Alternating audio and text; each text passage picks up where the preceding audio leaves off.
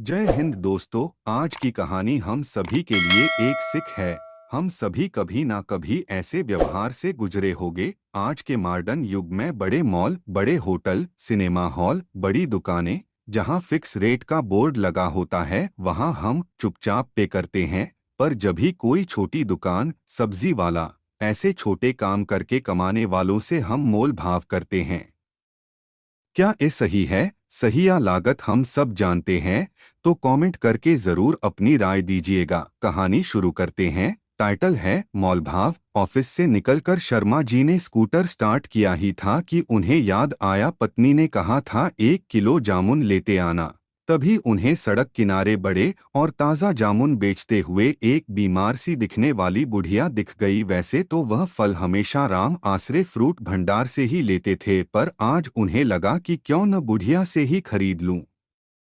उन्होंने बुढ़िया से पूछा, माई जामुन कैसे दिए? बुढ़िया बोली, बाबूजी 40 रुपए किलो। शर्मा जी बोले, माई 30 रुपए दूंगा। बुढ़िया ने कहा, 35 रुपए दे देना, 2 पैसे मैं भी कमा लूंगी। शर्मा जी बोले, 30 रुपए लेने हैं तो बोलो। बुझे चेहरे से बुढ़िया ने ना में गर्दन हिला दी। शर्मा जी बिना कुछ कहे चल पड़े और एक बड़ी दुकान फ्रूट भंडार पर आकर जामुन का भाव पूछा तो वह बोला, 50 रुपए किलो हैं बाबूजी, कितने दूं?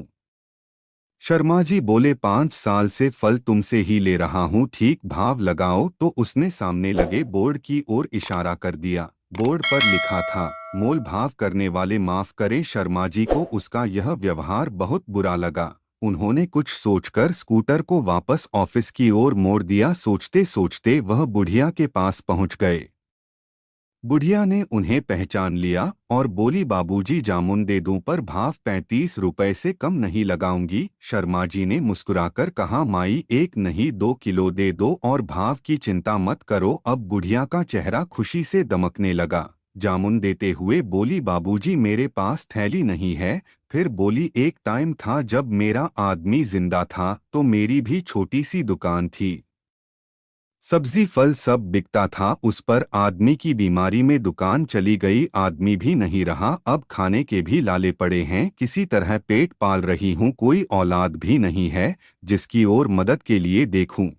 इतना कहते कहते बुढ़िया रुआंसी हो गई और उसकी आंखों में आंसू आ गए।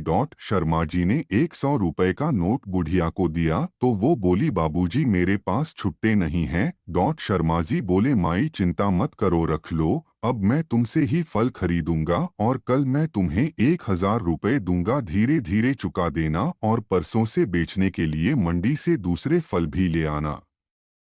बुढ़िया कुछ कह पाती उसके पहले ही शर्मा जी घर की ओर रवाना हो गए। घर पहुंचकर उन्होंने पत्नी से कहा, न जाने क्यों हम हमेशा मुश्किल से पेट पालने वाले थड़ी लगाकर सामान बेचने वालों से मोल भाव करते हैं, किंतु बड़ी दुकानों पर मुंह मांगे पैसे दे आते हैं। शायद हमारी मानसिकता ही बिगड़ गई है। गुणवत्ता के स्थान पर हम चकाचौंध पर अधिक ध्यान देने लगे हैं। अगले दिन शर्मा जी ने बुढ़िया को 500 रुपए देते हुए कहा, माई लौटाने की चिंता मत करना, जो फल खरीदूंगा उनकी कीमत से ही चुक जाएंगे। जब शर्मा जी ने ऑफिस में ये किस्सा बताया तो सबने बुढ़िया से ही फल खरीदना प्रारंभ कर दिया। 3 महीने बाद ऑफिस के लोगों ने स्टाफ क्लब की ओर से बुढ़िया को एक हाथ ठेला भेंट कर दिया। बुढ़िया अब बहुत खुश है। उचित खान पान के कारण उसका स्वास्थ्य भी पहले से बहुत अच्छा है। हर दिन शर्मा जी और ऑफिस के दूसरे लोगों को दुआ देती नहीं थकती। शर्मा जी के मन में भी अपनी बदली सोच और एक असहाय निर्बल महिला की सहायता करने की संतुष्टि का भाव रहता है। जीवन में किसी बेसहारा की मदद करके देखो, अपनी पूरी जिंदगी में किए गए सभी कार्यों से ज्यादा संतोष मिलेगा। धन्यवाद वीडियो देखने के लिए। आगे शेयर जरूर करें, साथ में लाइक और चैनल को सब्सक्राइब भी कर लेना।